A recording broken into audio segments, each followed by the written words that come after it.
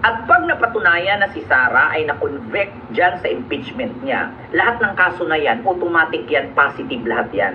Kung meron mang mga madidismiss yan, yung mga maliliit lang na hindi masyadong klaro. Pero yung mga malalalim, yung mga bilyon-bilyon, di ba?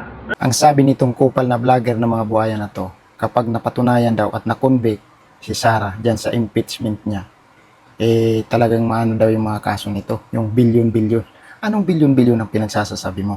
Isa ka talagang napakasinungaling na vlogger ng mga BBM, no? Ang paldo-paldo kasi sa kita, sa pagsisinungaling mo.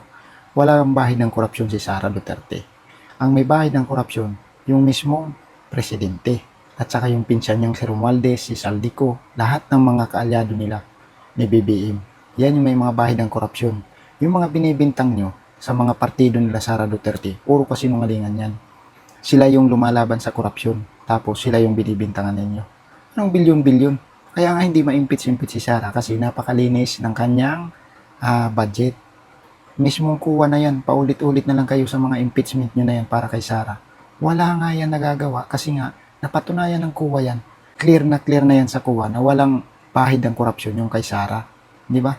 Mga kupal kayo, mga vlogger kayo, no? Mga BBM vlogger, mga kupal, puro kasi mga lingan yung mga content, no?